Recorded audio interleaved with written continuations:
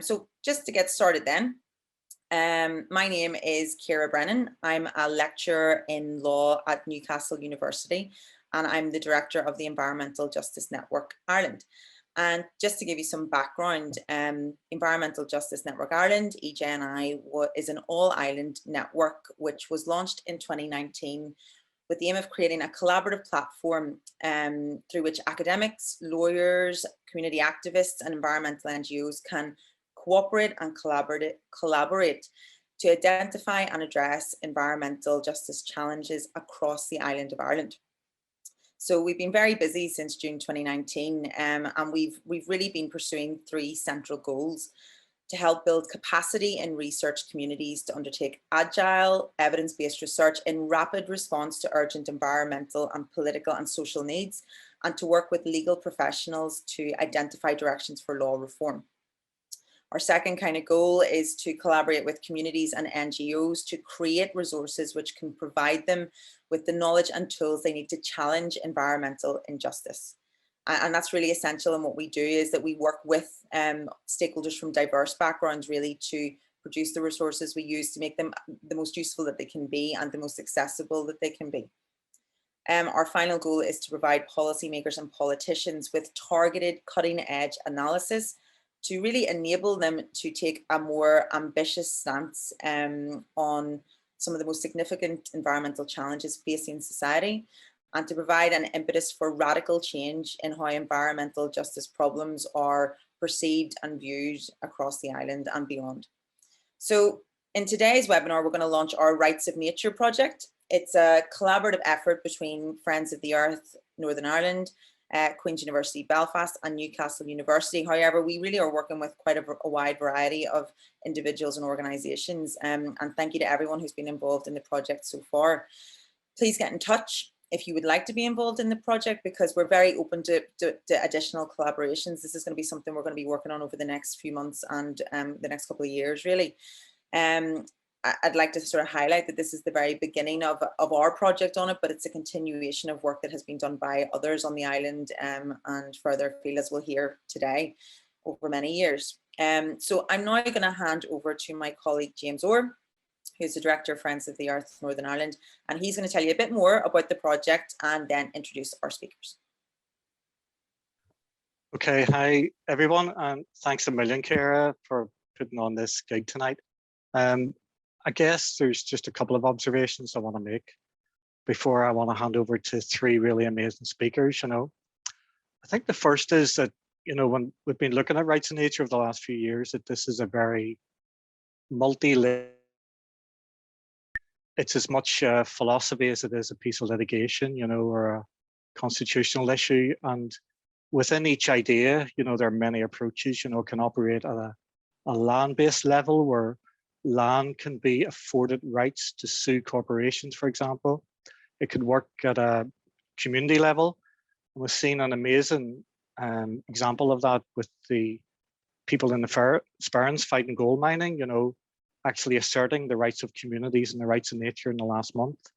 It can operate obviously at a local council level, a state level, and I think there's real opportunity at the constitutional level in Ireland as well. So this is not a package, this is not a linear thing. This is an evolving, dynamic, flourishing idea, but like nature itself, And I guess that's my first observation. My second one, I think, and what really appeals to me, and having spoken to Mari and others in CDR recently, and over the last couple of years, is that it's the marriage of democratic rights with the rights of nature that really will allow this idea to flourish, that the power relationships within society and the exploitation nature are very much rooted in how we perceive not just nature, but ourselves and our relationships to it. So I think over the next wee while, we're going to explore that power dynamic and centering rights of nature with democratic rights as well, new democratic rights. And I think finally, I suppose, it's like a bit of a love letter to nature, I think, the love letter would start by saying, we're sorry. We're sorry about this body of law. This isn't just about litigation. It's not just about asserting constitutional rights or making clever interventions at the right time. It's also saying that our relationship with nature has been based on property, has been based on exploitation. You know, nature is perceived as an object, as a thing, rather than a relative, and as our closest friend. So I think this operates at many, many complex levels. And I think the three speakers on the Q&A later on, managed by Peter, I think we'll need to explore this and really try and set us in a direction of travel as to how we marry the very raw power of litigation and constitutional rights with the idea that we need to rekindle and reimagine our relationship with nature. That's all really I want to say. I have the task of introducing these amazing speakers, and I just want to get it exactly right. So I'm just going to look down at my notes. The first speaker is Mary Margle, who came to Northern Ireland. She's visited Larne, Belfast, Derry, and had a wonderful time in the Spurn Mountains, seeing community opposition there to gold mining. And Mary is the executive director of the Centre for Democratic and Environmental Rights, and is the program manager for the International Centre for the Rights of Nature. And thank you, Mary. You're not visiting us in person. You're speaking from Washington State on the west coast of the States, and you're very, very welcome and great to see you again. Thank you, James.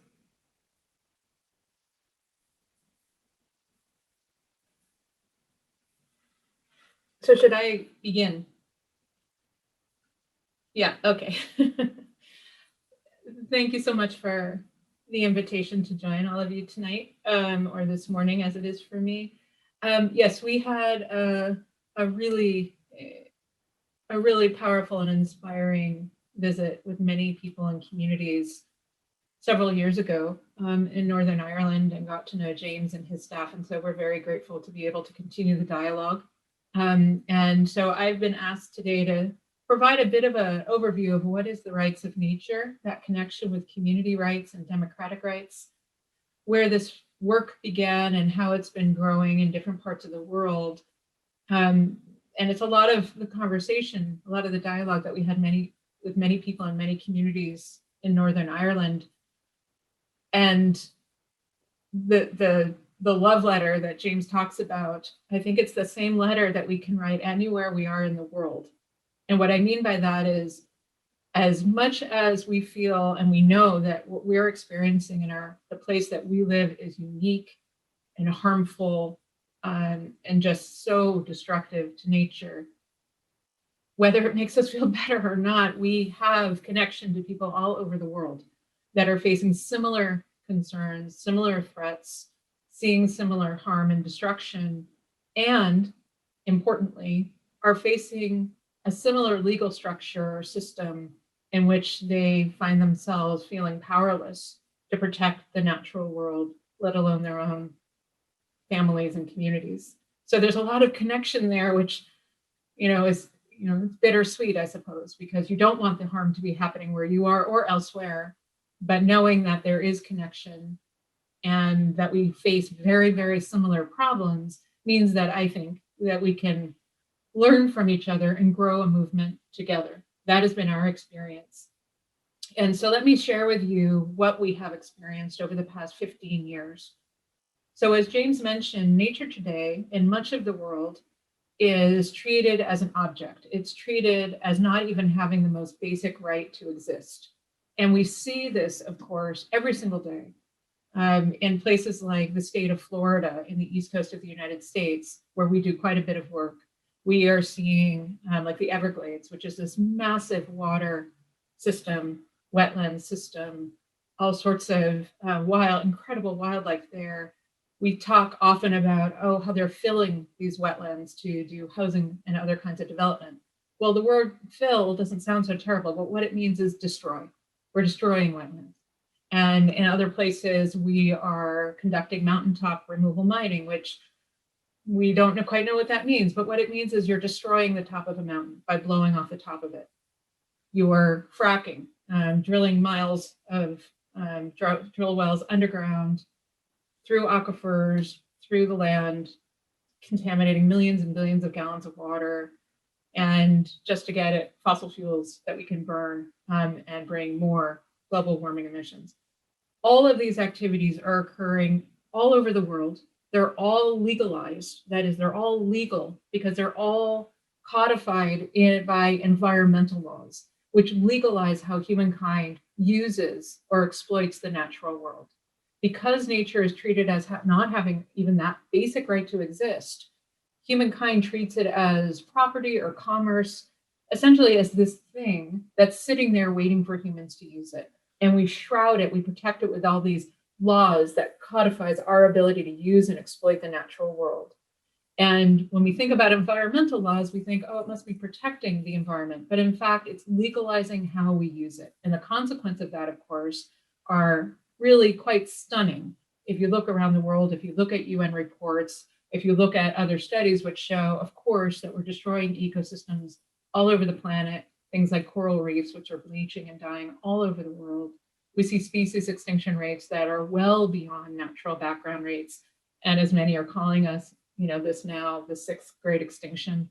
And of course, climate change, which is accelerating emissions. I just saw the report in the newspaper today that after the past year with economic activity decreased because of the pandemic, now, of course, we're expected to see the biggest rise in global warming emissions that we've had. And the last 6-7 years have been the hottest on human record.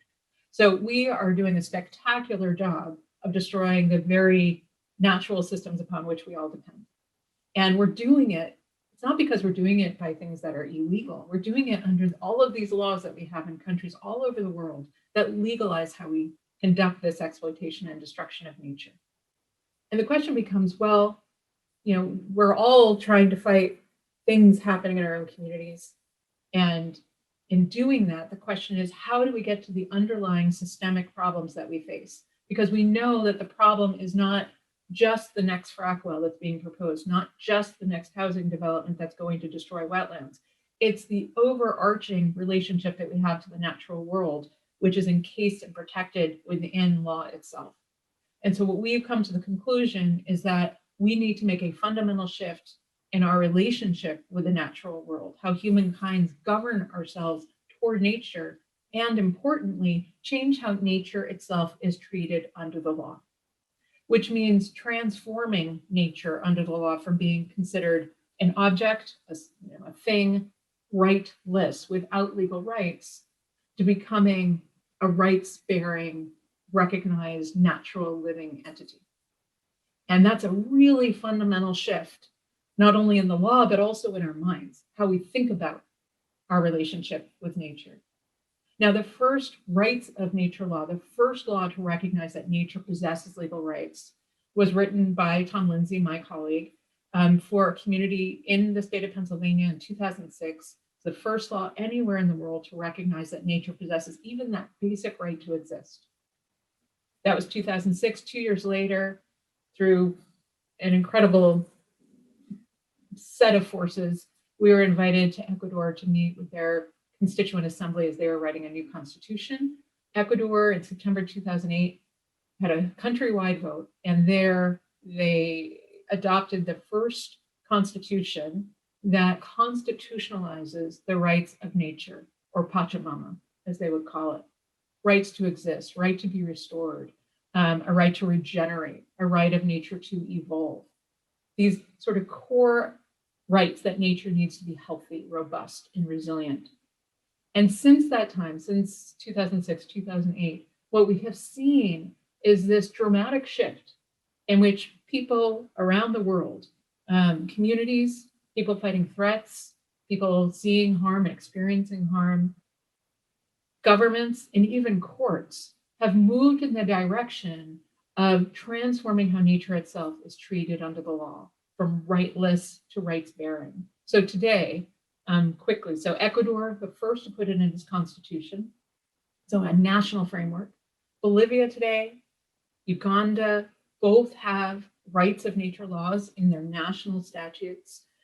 We see Bangladesh, Supreme Court recognized the rights of all rivers in that country. In New Zealand, we have several ecosystems, including the Whanganui River, which have been recognized as having certain rights. You have in India and Colombia courts recognizing rights of the Ganges River, the Yamuna River, the Atrato River in Colombia, the Amazon region in Colombia, being recognized as rights-bearing entities. And as Colombia's constitutional court explained in their decision, in 2016 around the Chato River is that we human beings need to recognize ourselves that we are part of nature, that we are dependent on nature.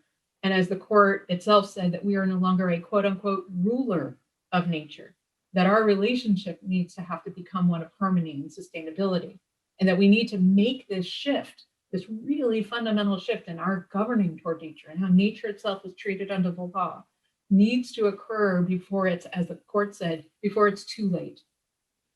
And so we've seen this movement in which more and more people and communities and others are mobilizing to say, we need to make this fundamental shift. And it's a systemic shift. It's about changing the structure of law itself.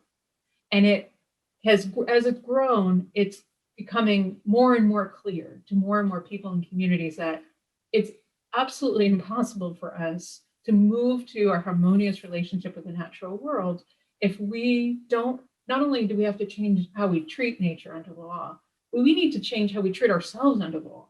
And what I mean by that is communities really all over the world, but our work started in the United States, and which communities facing fracking or other kinds of threats looked to existing environmental law, couldn't find a way to stop threats from coming in and harming their communities.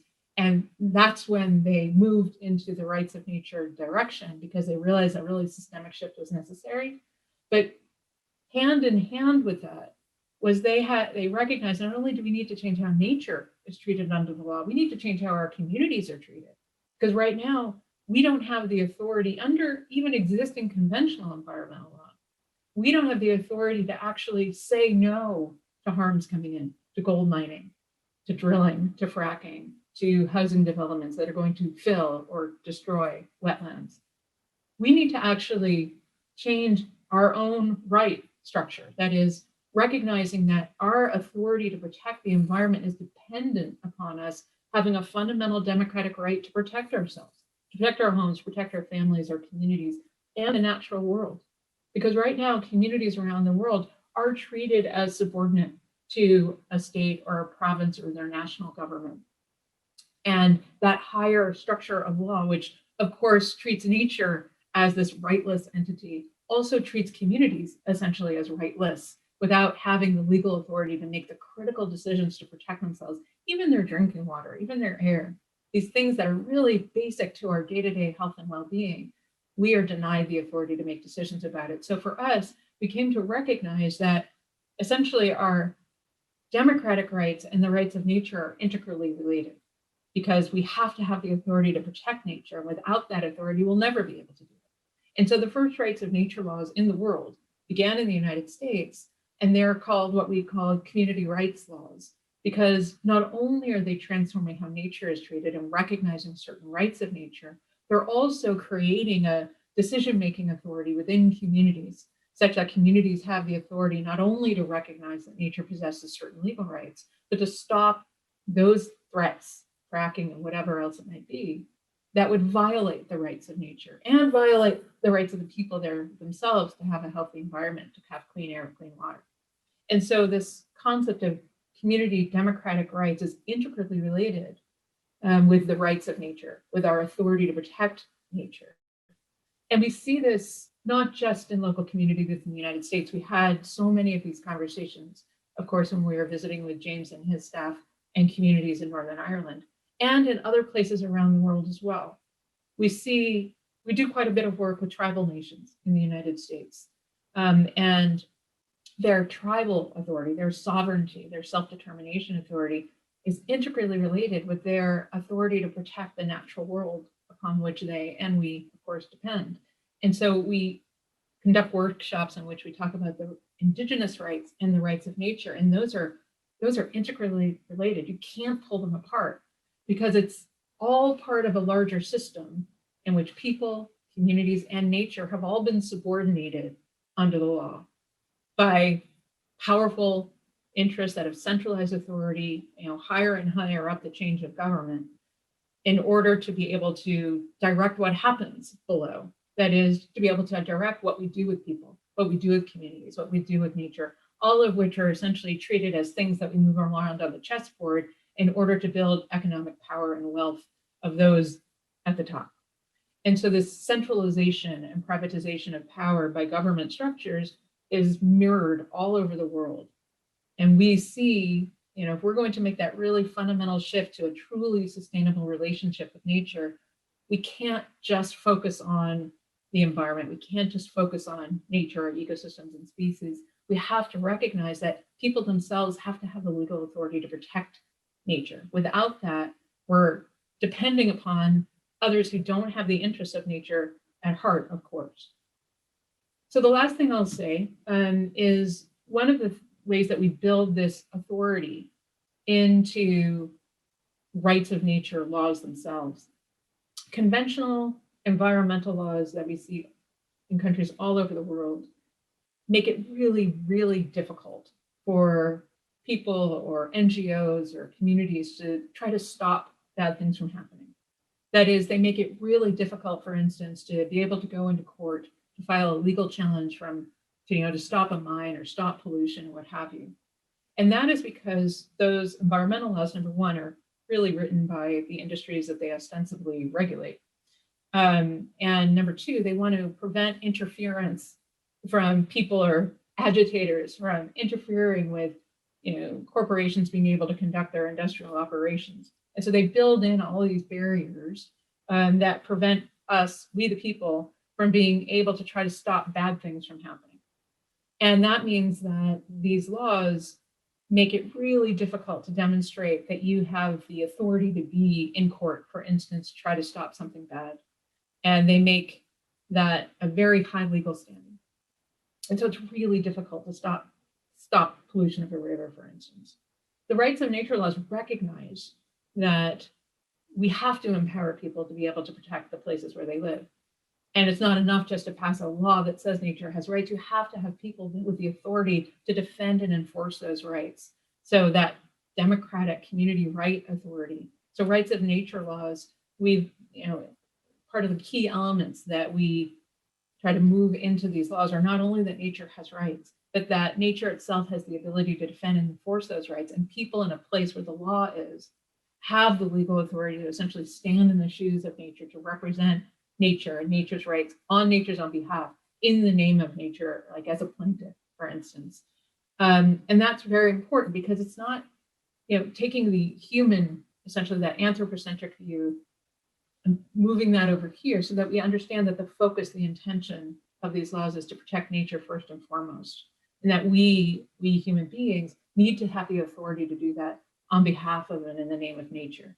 So these laws themselves really are imbued with this democratic community authority that people can actually use these laws to make sure that we realize the promise of them, especially when governments and elected officials don't deliver on that promise or fail to or are unwilling to. We see that too often. And so that's part of what these rights of nature laws hold, not only legal rights of nature, but the ability of us to ensure that they're properly enforced and defended and implemented. So I'll stop there. Thank you so much. And I look forward to the discussion.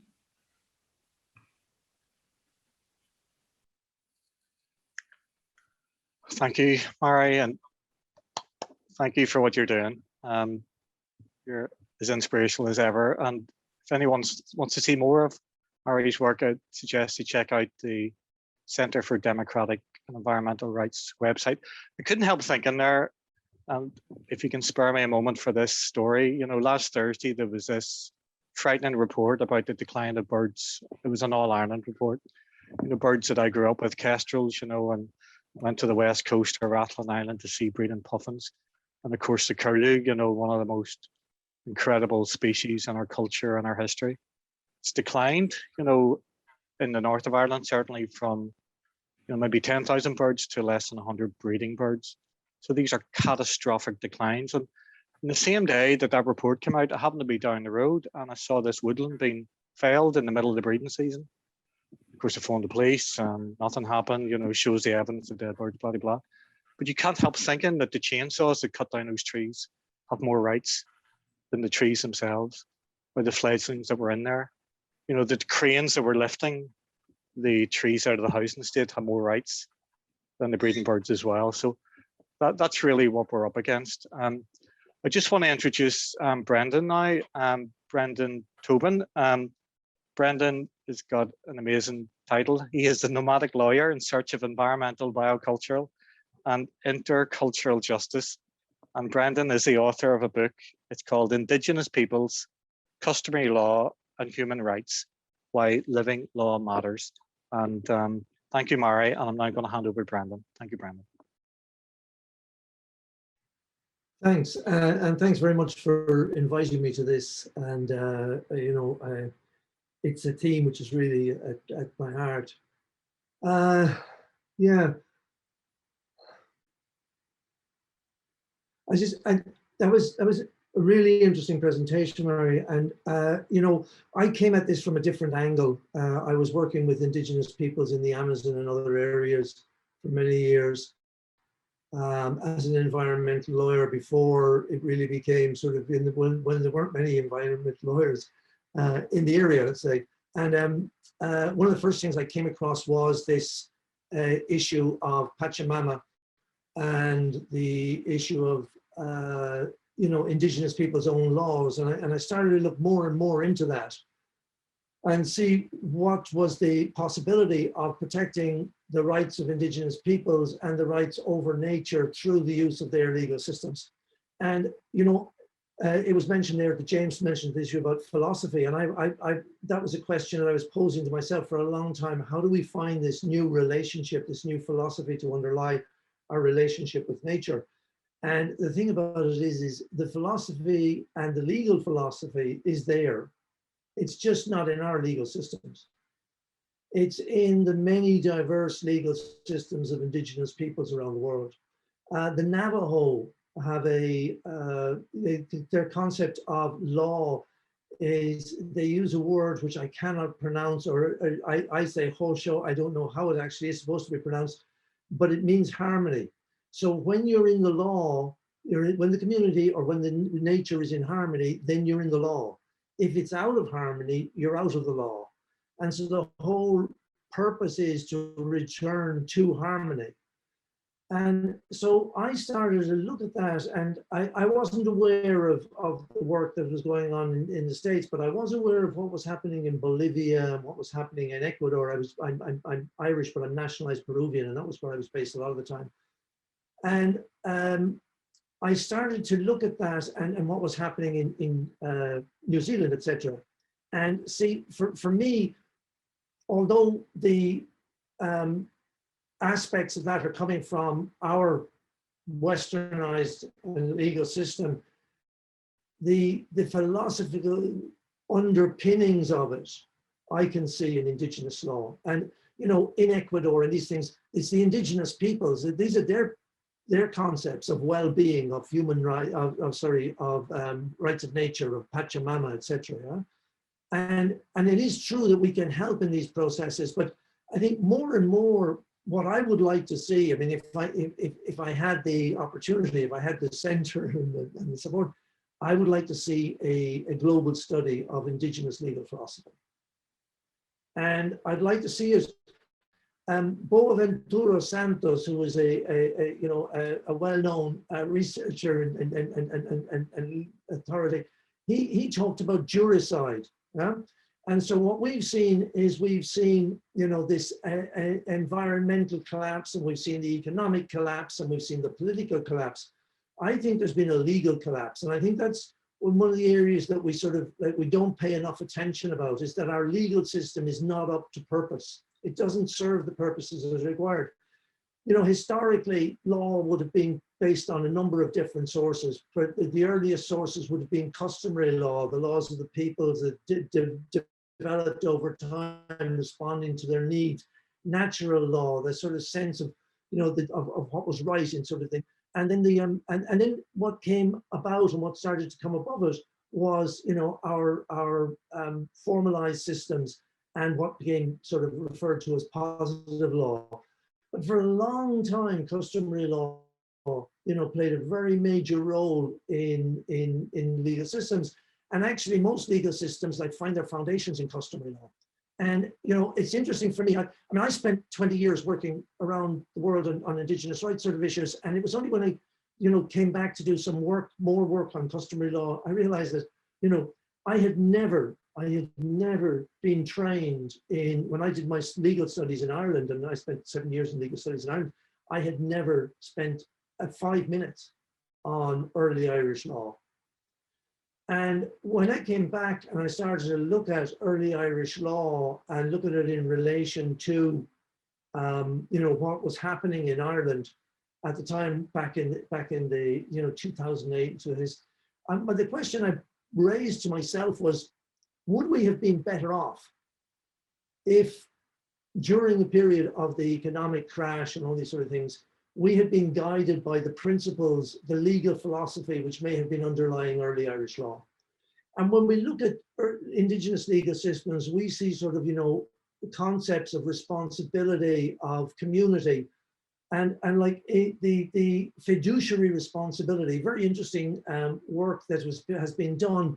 That there was a case in Canada where they couldn't find liability for somebody within the community who was in position of power, and they went back to one of their early myths, and in there they had the story of the two heroes, and from that they could identify a responsibility for sort of fiduciary responsibility towards the community, and they used that to get rid of the young person.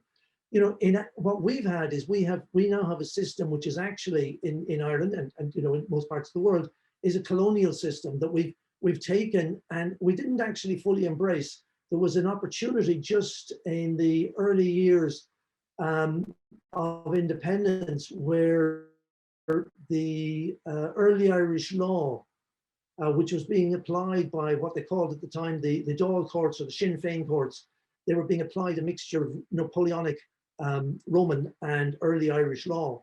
And there was an opportunity, and there was a time, like in the writing of the Irish Constitution, when they wanted to incorporate that in. There was a number of people that were very, very strong on it. And it was actually the result of the Irish, the Civil War in Ireland, and the fact that the Sinn Féin courts were actually most people were sort of they were relying on those courts rather than on the formal courts. And so the treaty body, the treaty parties, they basically took up the British system, hook, line, and sinker, and that's what we've inherited. And when I was studying to be a barrister, I was going to a place called the what's it called, the Inns, the Royal Irish, the Honourable Society of the King's Inns. Like, what has that got to do with my legal system at all? And what has it, and why, when you look at these systems across the world, what you will see is the major challenge that they had in decolonization. And that decolonization is not just in terms of like sort of the countries that were actually, subject to colonization. It's actually a colonization of the international legal system. And so when we talk about these issues, what you were talking about, these rights and whatever, we're talking about a system which has been venerated, this notion of like sort of the property, which allows for all the concentration of property, which in turn like sort of impedes respect for the rights of nature. I could go on at length, but I won't.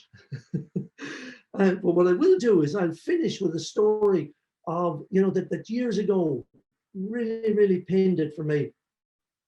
I was at a meeting of people from around. Most of us were from South America, and we were meeting in. It was a thing called the Ashoka Fellowship. It brought people together, and there was a person there from Mexico, and he worked with the Huichol people, and they do the Sundance.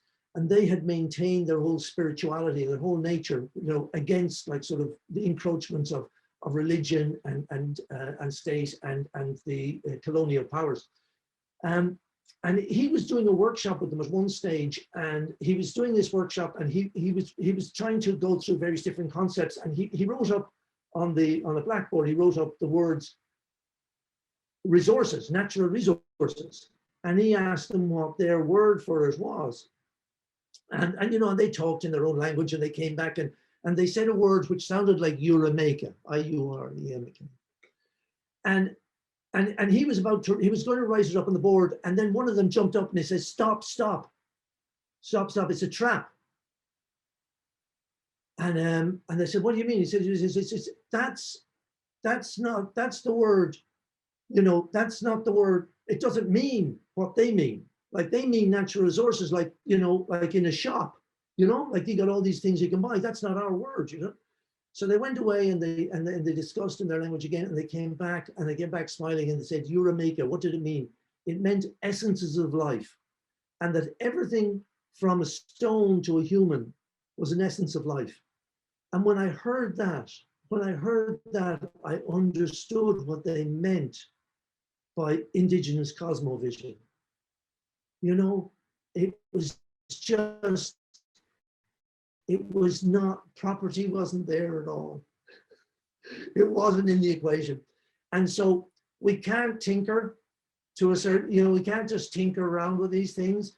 We have to have that jump. We have to have that philosophical jump. And we have to have that jump, and it goes beyond, you know, like whole foundation of our legal systems and the sources of law which we call upon to guide us, you know. So, you know, plenty to do. Thanks for letting me share. Plenty to do indeed, Brendan. Thank you so much for that. Another amazing perspective. Very similar to Mary's and very different as well. And that's what this evening is about and how we move forward. I just want to introduce the final speaker, Bernadette Hopkins. Bernadette is an artist and activist whose work explores human connections with the natural world. Bernadette's also involved with Save Inishowen against gold mining, and an amazing initiative which you only found out about recently, which is the Environmental Bill of Rights for FANAD. So you're very welcome, Bernadette, and it's a pleasure to have you here this evening. Thanks very much. Thanks very much, everybody. They're great speakers before me. I really enjoyed it. And such important work that you're doing. So I'll just start off and just say that I'm an artist activist living in Donegal, and I have a special interest in social practice art. The reading this evening is from a personal reflection on a performance I gave in collaboration with Utopia Ducks and the coastal community in FANAD in County Donegal. The research I undertook into the rights of nature, and we created an environmental bill of rights from that, which was part of the performance and event that evening. That research was carried out looking at different Indigenous peoples, and particularly Manitoba peoples, Bill of Rights, Environmental Bill of Rights, which they've been working on. So the event was called the Night of the Utopian Bonfire, and it was on the summer solstice of 2018 in FANAD, County Donegal. A meditation and conversation with the sea had begun weeks before. I had prepared for this night and allowed my dreams to be filled with the myths and legends of the sea at night, and by day with the stories, histories, geography and geology from this place. FANAD is a place of my grandparents and where my fiery and tender mother was born. This is the place where I roamed as a child, free as seagulls flying overhead, listening to their high-pitched calls while looking and holding the quartz and granite stones in my hand. Each one was a different shape and shade, rounded and pointed by the Atlantic Ocean. My childish heart recognized the beauty there, the pristine waters where I swam and the golden sands that held and dusted over me. Tonight I am home. I am welcomed by a soft wind and a warm sun beginning to go down. The tide is nearly ready to turn again, and I feel its strong pull and connection inside my body. I think of the night swims when we were one, the sea and I, and the weight now of the task ahead. I have painted the waves on my face and arms out of respect for the ceremony that is about to take place. I look down at the net We have a message from the sea to deliver, and I feel the struggle begin. Words gather around me and an inner chant, stones of granite, guardian over seas, sand and time. Stones of granite, guardian over seas, sand and time. After the performance is over and delivering the Environmental Bill of Rights, the evening continues with poetry and the sound of flutes and fiddles. Local community, activists, poets, musicians, storytellers, artists, children, and visionaries have come tonight to be gathered around the fire. Conversations about the environment emerge and people discuss the recent dumping scandals in the county. I hear people's concern and love for this land and sea. We watch small fires burn around the coast, which is a tradition on the summer solstice in this part of Donegal. One man tells me he has a bonfire on this night for 40 years and talks about the tradition of it going back 1,500 years before Christianity. We speak about the Druids' traditions. Another woman talks to me about the Afro-Cuban goddess Yemaya, of Mother of the Ocean. We all hang out until the sun is starting to come up again. It never did get dark that night. The firewood burns on. Before leaving, a woman called Anna asked us to join her in a chant to the sea at the shoreline. We all move to the water's edge and repeat her chanting. Young people from the local community have joined us now, coming back from their night out. There is a quiet reverence for the nature. People understand the importance and issues we need to face together. They speak of their great love for the place. They understand the radical imagining taking place. I still have the ceremonial marks on my face early in the morning. I think about the face tattoos of Indigenous older women and the symbolism of marks painted by Indigenous people prior to their ceremonies.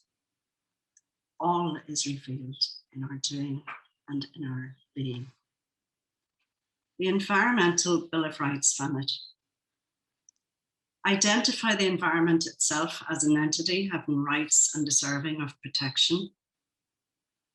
Establish the rights of FANID people to a healthy environment. Seek obligation from the government to protect the environment in every aspect of the fresh water, sea, land, and wildlife here in FANID. Enable citizens to hold government and industry accountable for failing to uphold their duties to the environment.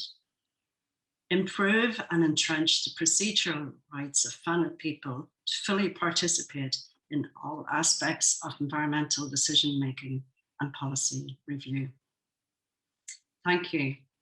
Let's stand up for the rights of nature.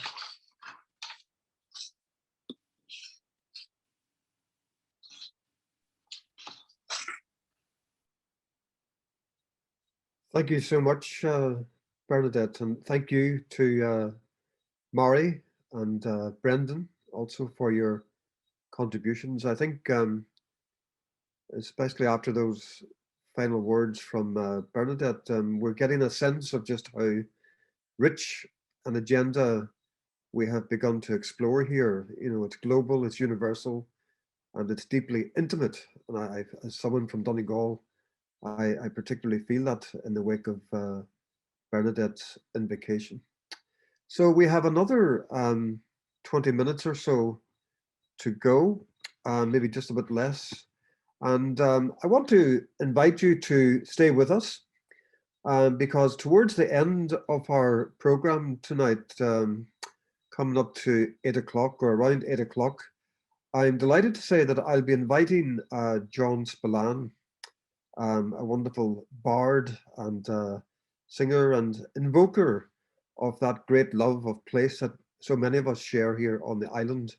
And John is going to share a few words with us about some of his recent work and maybe a song from his new piece as well. So stand by, John, and please stay with us while we go through the questions and answers. So we have a couple of questions, and I'm going to invite a former colleague and friend, Owen Brady, to come in. And I know Owen has an interesting question that really, I guess, hovers for many lawyers or environmental lawyers who are working the system at the moment. Owen, do you want to come in and put that question for, I know you directed that towards Mari, but maybe other speakers might have something to say about it as well. Yeah, thanks, Peter.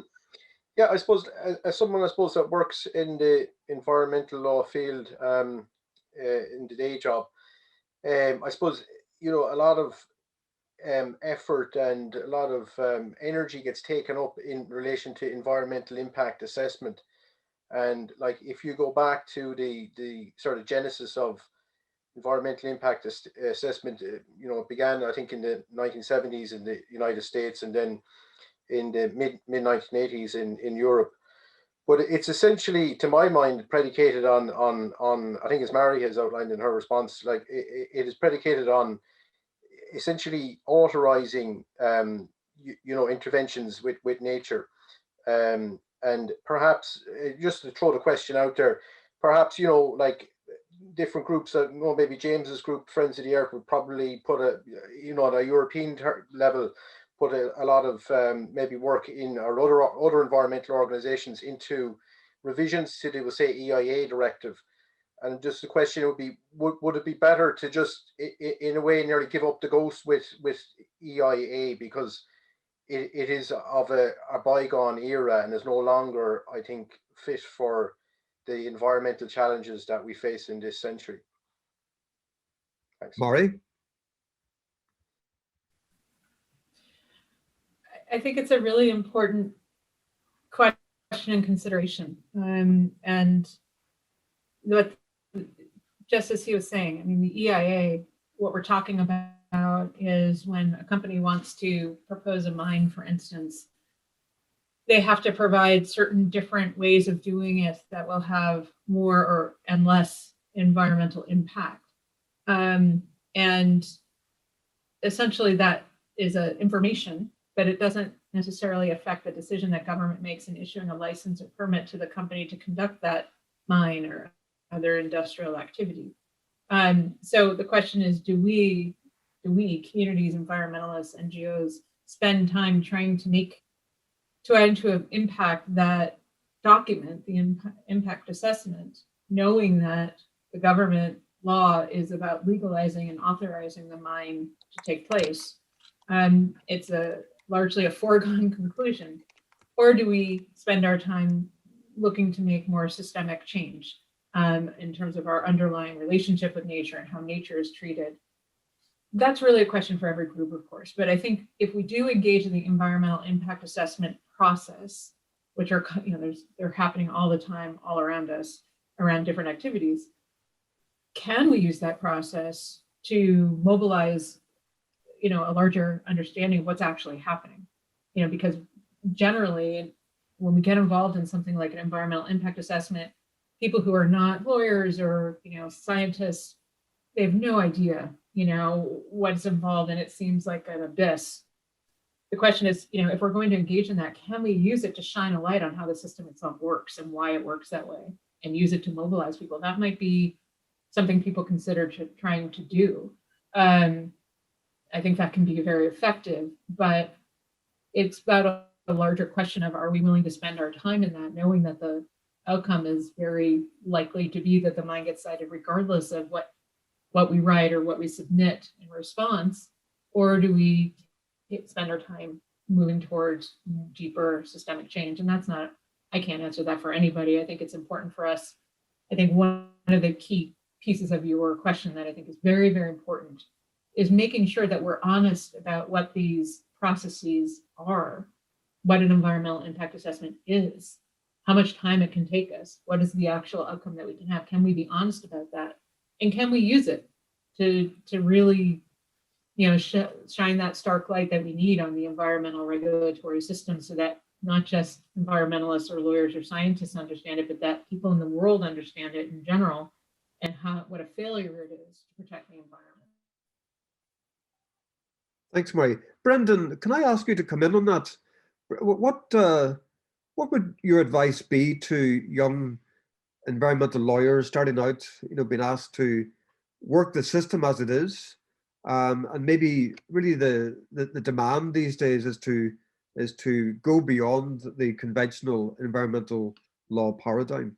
What advice would you be offering to my students here at the School of Law? Be ambitious. Go for it. It's amazing what you can do if you can get involved in the processes.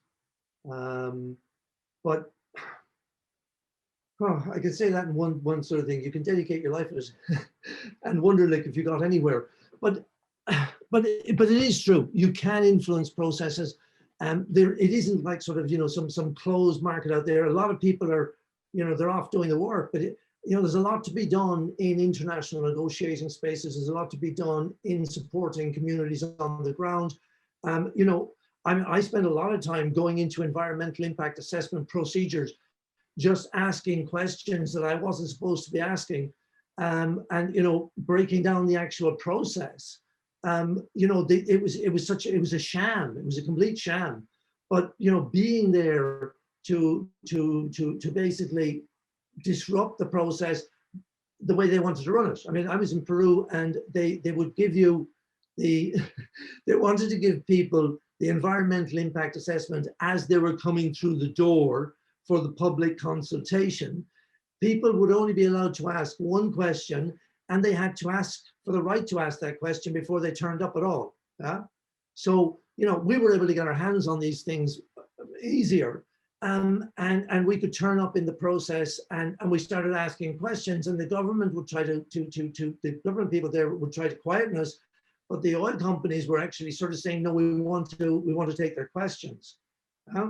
Now, were we facilitating their process? I don't think so. I think what we were doing was we were sort of, actually people from the government came to us afterwards, and they said, like, it was really helpful that you kept attacking the process, because we're really hampered by the people above us. And we need you to be making noise to get anywhere of this thing. But do you have a chance in these processes? I mean, I have to say, like, it's really, really badly weighted. And getting into the process at all can legitimize it. It can be seen to legitimize it. Not getting involved is not helping the process either, though, because we had situations, for instance, we had an opportunity where Shell was involved in a thing down in the Amazon, and they had their lease was coming up for renewal, and they were going to pull out, and they had built an airport basically on indigenous land. And they didn't have there was an opportunity for the indigenous peoples to negotiate with them their moving out and get rid of the airports, which would have stopped the possibility of another company coming in. And and we worked down on this sort of thing. And the next thing is I got back to Lima, and I was at the Shell's offices to follow up on the process, and I saw the then leader of one of the indigenous community involved, and he was there, and they had basically flown him up to Lima. And once they had him up in Lima, they got him to sign an extension on their lease for peanuts, and then they were gone. And it's just like it's so difficult. So I mean, get involved, build networks, and one thing I'll just put out there, just from personal experience on this, is if you are negotiating with these multinational corporations, if you're representing indigenous peoples or other, and you're negotiating with them, and you come with a proposal, what you believe the agreement should look like, do not let them take it away and come back with a counter proposal. I mean, one of the ways that they dominate this whole procedures and these issues is through control of the process. And my argument is, and this has been my argument to Indigenous peoples, and this whole thing that people are talking about biocultural protocols and whatever, is you have a right to write law, you have a right to sort of negotiate for your interests and whatever, but you have to sort of, you have to control that and not be taking, just crumbs off the table. And the problem is that we're most of the time we're in processes where you're always looking at little bits and pieces off the edge, and that's why systemic change is like so important. Great, thank you very much, Brendan.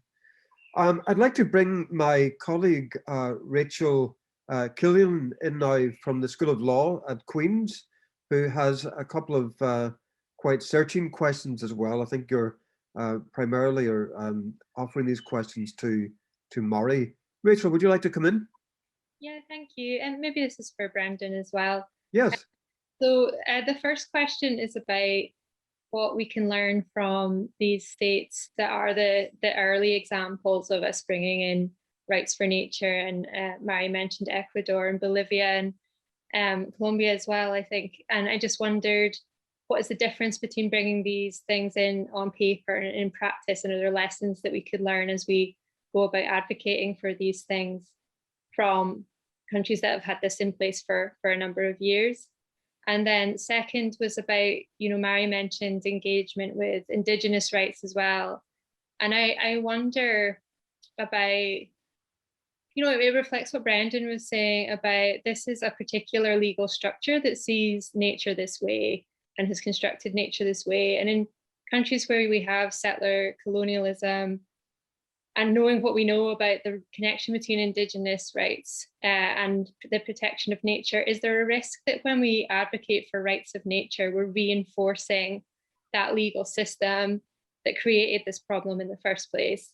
And are you, reinforcing coloniality essentially? So, Murray mentioned that she'd engaged with the Indigenous rights and Indigenous peoples. So I wondered if she could reflect on squaring that circle. Thank you. Thanks, Murray. Thank you. I think that's it's a question that we address constantly.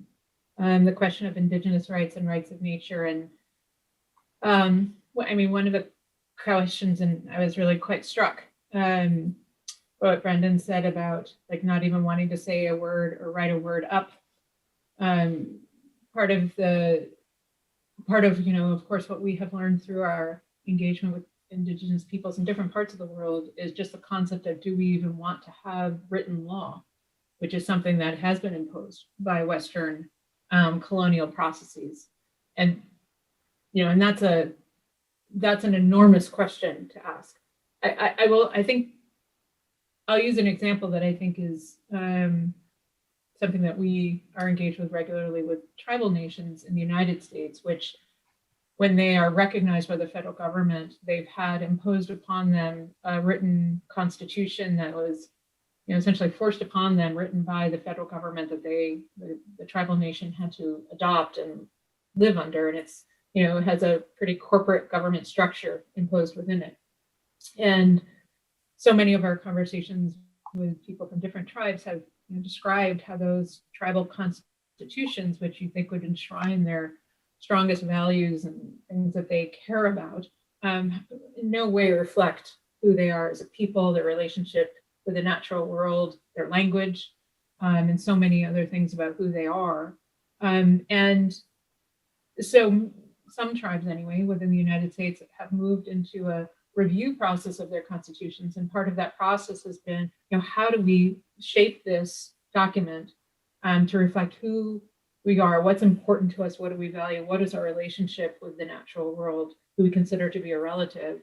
And for many, the rights of nature speaks to them in that sense, that by building a rights of nature framework that we can work with them to put into their own words and protect what they want and need to protect, can help to shift that constitutional framework to something that is recognizable to them and their relationship with nature. So that to me has been a very important process to just be in the discussion and dialogue, but also to see how this can help them to strengthen their rights as Indigenous people, but also to use this structure that's been imposed upon them by Western colonial powers to actually begin to shape it to something that is powerful for them. that they can use to protect against actions that are being authorized by those around them that they wouldn't agree to. So that's just a small snippet, but I think it's a very important question that you ask, and it's not an easy one to answer.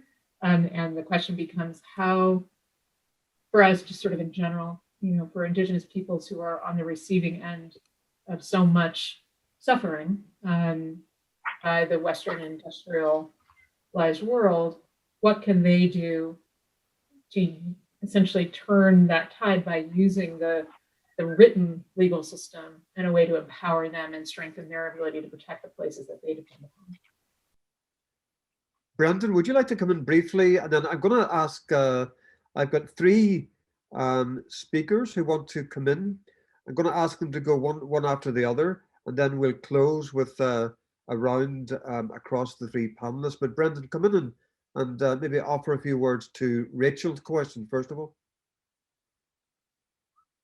Yeah, well, I think there's basically on the last issue, it's a very touchy one and very difficult. The whole issue of a major part of customary legal regimes is the danger that as soon as you codify them, they then get sort of, you start to lose control over them. And then the state then starts to say, okay, you've codified it in this way, and now we interpret it in a particular way. So it's the dynamism is maintained through the oral nature. What has been interesting in Namibia, they've done some work on restatements of customary law by Indigenous people so that they themselves are defining what the processes are. It's still sort of, it's interesting what Mary was talking about with Indigenous peoples, looking to modalities to which they can actually, just re-express their own particular legal regimes. I think that's sort of that's kind of like what was there. Yeah, I won't take up more time now because there's I'd like to hear what the other people are going on.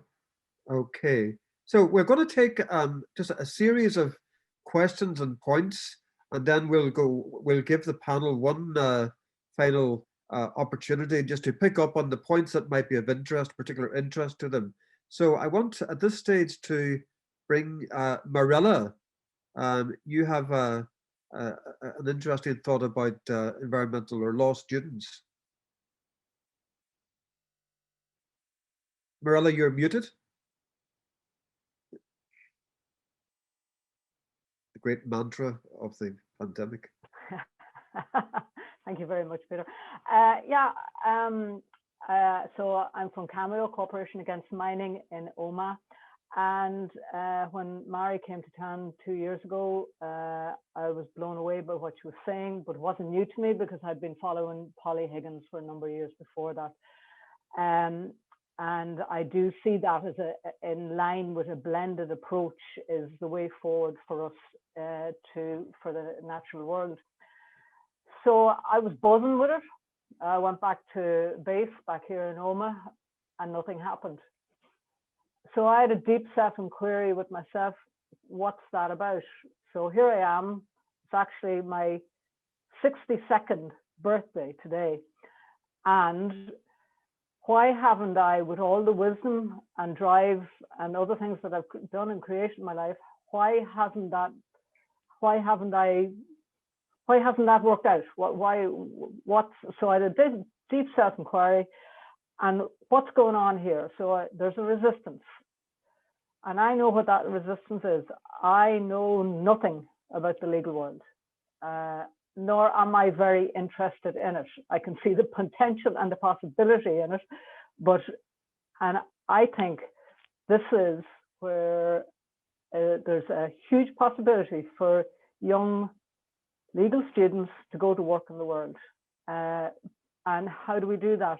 We're taking an example from permaculture, where you grow, if you're familiar with permaculture at all, you grow a guild of plants together and this plant shelters that, and the roots of that plant feed something else. So there's a lovely Irish phrase, which I forget it in Irish, but it's in the shadow or the shade of each other that we bloom. And with my wisdom and the youth and vitality and energy of someone with a legal brain, an awful lot could be accomplished. And we're missing that. So that's just the first point I want to say. The second point is how we speak about what we're up to is really important. Speaking from a place that has already happened is hugely powerful. So there's a little odd anti-mining group up here in the Sperrins, and it's called Dalradian have already left Scorchin. That's what they call themselves. That's magnificent. It is absolutely magnificent. You know, it breaks down all the barriers, and here we are. We've created this vision. The second thing is I have to ask myself, who do I be in this conversation? Not what I do. So in other words, what am I? I'm a stand. What am I a stand for in the world? What am I a stand for in this conversation? So I'm a stand for the possibility of the rights for nature. And the last thing, the power of possibility. Enrolling conversations create a huge, huge impact on people. And I'm after having an enrolling conversation here rather than persuasion. We'll never persuade people, but we can have an enrolling conversation with them and they go away with a different opinion. That's all I have to say. Thank you. Very powerful, Mirella. Thank you very much. Thank you so much. Brenda, you have a point about Hawaii. Would you want to come in there for a few moments? Where's Brenda?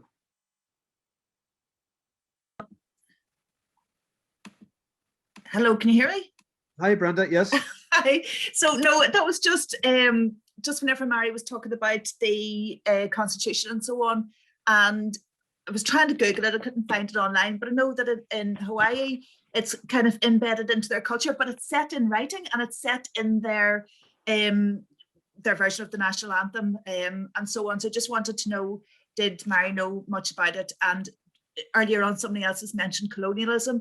And I know that there is a big issue then with Hawaii and America, big brother America. So I just wanted to know, because I was trying to Google it and I couldn't find it, did Mary know about, as far as I know, it was called something like a corporate statement, but it was very much how they framed all of their environmental rights. It was all through this, and I know that we're having a discussion about whether we're having potentially in the future that if there's discussions about how a United Ireland constitution might frame up, and is environmental issues going to be part of some new constitution for a new United Ireland, and so it's just touching on that to see whether, I just wanted to know, did you know about the Hawaiian, or what is the framework in Hawaii? Because I know it's not in their constitution, it's in something else, and I just want to know a wee bit more about it.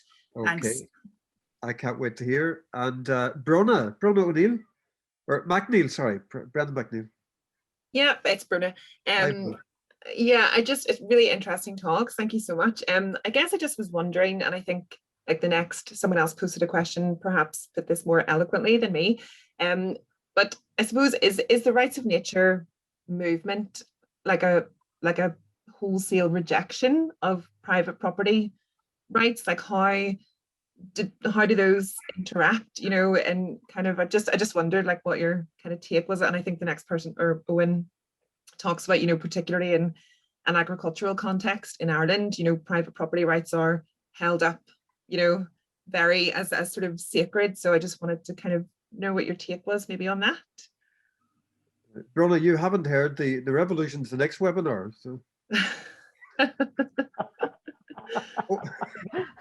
Owen, do you want to come in briefly again? And I know you have another point, and it's an interesting one again because it's about maybe some next steps or frameworks or opportunities to develop this conversation in a concrete way. Owen, come in very briefly there, and we'll go back to the panel after Colm, I think, wants to come in as well. Yeah, look, I suppose it's just that I think this is a great moment of opportunity over the next decade or 2 decades, to shift the dial significantly in terms of systemic legal changes, around concepts of rights of nature, but my point was, I suppose, that there is a sort of a cultural, sort of a deep-rooted cultural commitment to private property rights, which is probably only going back maybe 200 years, really. So it's not, in the wider scheme of things, it's not actually that long in historical terms, but it is nonetheless there. And I suppose the question I had was, how do we build a coalition to perhaps temper maybe the rights of private property rights? And I'm kind of thinking in this regard, some of the new work that's going underway around agri-environmental schemes, where environmentalists are working with farmers around farmers getting a monetary benefit from restoring nature and wetlands, etc. Great. Colm Sands, do you want to come in and you've made a very topical point and connection here, and I think it'd be lovely to hear you make that point as well as we round off. Thanks, Peter, and thanks everyone. It's a fascinating meeting here. Yes, just thinking of the expression injustice, kneeling on the throat of nature every day. Einstein defined the environment as everything except me. I think that we often are a bit detached from what nature is. And I think the mention of Indigenous peoples probably reflects on the idea that there are some people who are aware of the ground on which they stand. But I think the implementation of law, obviously Ciara has written about the lack of it here in Northern Ireland, and whether it's existing law or the rights of nature, which I think is fantastic, but the implementation is so important. George Floyd's death had already been filed by police as a medical issue, and had it not been for a 17-year-old who videoed his slow and horrible death, the law as it exists would have happily covered it up and we wouldn't be where we are today. This idea of revealing, exposing and shaming, apart from polite conversations through the courts and so on, how important do you think that is? That's great. Thank you very much, Colm. Okay, well, I'd like to ask Mari, Brendan and Bernadette just to pick up on some of the points that have just been made or questions, and give your final reflections, possibly picking up on some of those observations from our participants, and then we'll hand over to John. Okay, Mari? Thank you. These are all really important questions, and there's a lot to unpack there, and we don't have time for that. But I guess I would simply ask each of us, and I do this daily, is what is it that we're trying to achieve? And do we understand the barrier, the problem that we're working on? Because in our experience, in my experience, it took me quite some time to really understand the larger systemic problems that we face. And I think for each of us, as we're engaged in some whatever activism we're engaged in, and it could be more on social or economic justice or environmental justice and protection, is do we understand the deeper systemic forces that are bringing this problem along, so that I can understand what are my actions actually doing?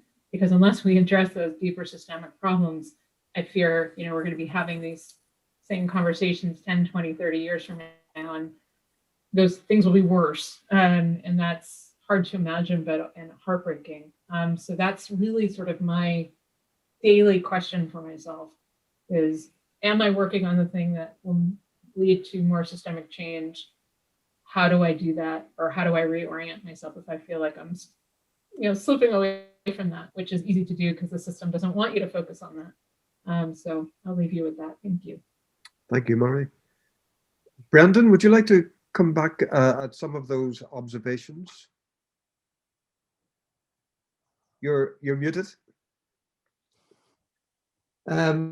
Yeah, I have a serious problem with the property one, and it is very problematic.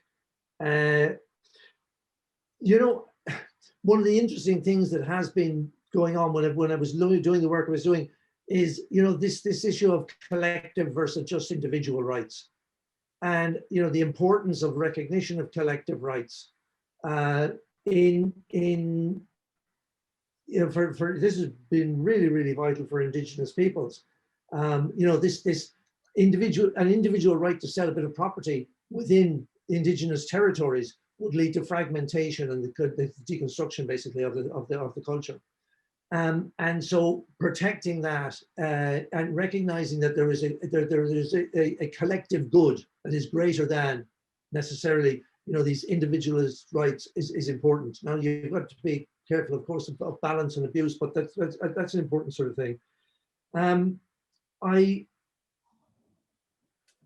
You know, finding ways to look at this. I spent years in negotiations on protection of traditional knowledge. And when it was we eventually got through the Nagoya Protocol and it recognized this, and we got disclosure of origin, we got these damn things in there. And immediately afterwards, the European Union adopted implementing legislation, which basically wrote the whole thing out of it. It was just like sort of, you know, that was like 13, 14 years. So really frustrating. So what I'm moving on to now is actually, I want to use audiovisual means. I'm working with Indigenous peoples in the Amazon, where Roger Casement went 100 years ago, on looking at what was the situation 100 years ago when the rubber industry was in there and they were destroying and basically wiping out the people, and what has changed in 100 years. Are there ways that we can actually, start to show people in more dramatic ways, because people they've become immune to the many different cases of killings of environmental, people on the front line, frontline defenders. They're getting immune to that, and somehow or other we have to find some other way to get across to people. And a lot of people are being influenced, but many are being like sort of overwhelmed by like the environmental change. Is there some way that we can get to people with something that they can pick up on and they can take in personally? Something that can sort of help that change in the way of thinking. And what is it? I don't know. We keep exploring. But I look forward to working with you on it. Thank you very much. Bernadette, would you like to respond, just as your closing contribution, maybe respond to some of the observations from participants? Thanks. Thank you. First of all, I'd like to say that we need radical system change. I think we can get bogged down with the arguments, legal and statistical arguments over these issues. Trying to just keep going with the same amount of consumption as before isn't going to work. I think, get away from that, go back to sort of what, our human spirit, what we need, like clean air, clean water. You can't just rape the earth and expect everything, to be unending. Like Heidegger talks about standing reserve. We have to radically change and very, very fast. And I think what Colin Sands mentioned about what happened to George Floyd and how it was shown, I think we all in our own way can start to document through film, through, lots of things. Social practice art is a term that sort of sounds like something very highfalutin, but it's actually not. It's really about communities coming together and, creating symbols and symbolism for what they need and what they want and the changes they need to see. So I think communities really need to start working at that kind of level on things. And I really like to thank the speakers here tonight, because I really thought like what they're doing and the work they've been putting in is really important as well. And I know there's people working with the law, trying to do, trying to look after rights of nature, and that's a difficult one because, as Brendan said, I mean, the law itself has been colonized, and it's not, we don't understand it anymore because it's not reflective of who we are as people and nature. I don't want to be completely anthropocentric about it, you know what I mean? It's like we have to start looking at us all, we're all interconnected. So thanks very much, sorry, Anton. Thank you, Bernadette. And yeah, I think your words are so appropriate as we come to a close. It's about law, yes, but that's just the departure point. And as Ciara said in her opening remarks, this is just the beginning of the Environmental Justice Network Ireland's invitation to a conversation across the island. It'll be legal, but it'll also be about the imagination and about decolonizing that imagination when it comes to nature and our relationship to ourselves as well. So thank you so much to Mari, to Bernadette and Brendan. As I've said, this is the start of a project. We will have a briefing paper, a discussion paper written up over the next few months. I'm hoping that some of you who've put questions tonight will hold on to those questions, because I know there are often questions that reflect abiding interests and areas of expertise. And I hope that you'll participate in the writing of our discussion paper. We'll also have a special page, a special site on our website to hold and curate this conversation. But I'm delighted to say that we're also producing a short video. And a number of you I know are participating. We'll finish that in the coming weeks. But I'm delighted that John Spillane will help us narrate the video. And he has also generously offered us the opportunity to use some of his work as part of the soundtrack. And to end tonight, just to remind us that this is all about the imagination, power, and all the rest of it, but it's also about the imagination. I'm going to hand over to John to close the session. Thank you very much, John, and you're very welcome. Thanks. Thanks so much, everyone. Lovely to meet you all. I won't keep you long. I'll sing one short song, and I'd like to say that my vibe is I have an album called 100 Snow White Horses, and it's songs about nature and Irish mythology. And if you explore Irish mythology, what you'll find is loads of goddesses everywhere, loads of female power in the landscape. For example, in County Limerick, you have Grianna, she's the sun goddess, Pallas Green. She's up in Loch Graney in County Clare. She's buried in the Tomb of the Sun, Tomb Graney. You have 12 miles away from her, you have Anya, which means brilliance. She's in Knockany, Anya, County Limerick. In Cork, you've got the Hag of Bear. She's the Hag of Winter. She's the goddess of winter. But principally, Ireland is basically female. And, Éire, Banba, Fola, Kathleen, Niolacoin. And whoever rules the land has to do so through a kind of a contract with the lady who is Ireland, the goddess. So that might be a legal, vibe there. But I'll sing you ones. So my songs are about mythology and nature, and this is a short song called The Dawn Chorus.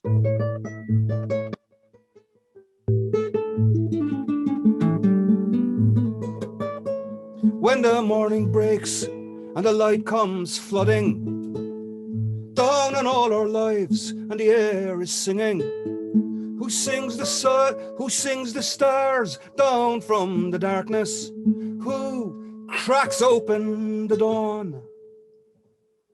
Us, us, cried a blackbird and a thrush. Us, us, cried a redbreast robins. Us, us, cry a band of wrens, singing in the fresh green branches.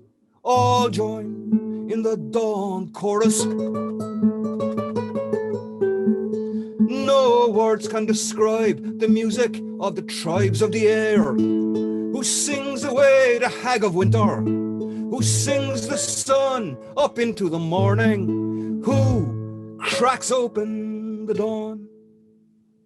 Us, us, cried a blackbird and a thrush. Us, us, cried a redbreast robins. Us, us, cry a band of wrens, singing in the fresh green branches.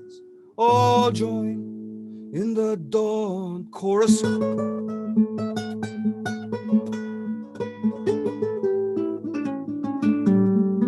All the best musicians were singers.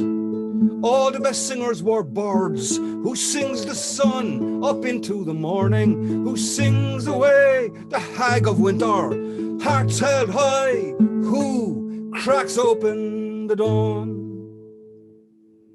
Us, us, cried a blackbird and a thrush. Us, us, cried a redbreast robins. Us, Us cry a band of wrens singing in the fresh green branches. All join in the dawn chorus. All join in the dawn chorus. All join in the dawn chorus.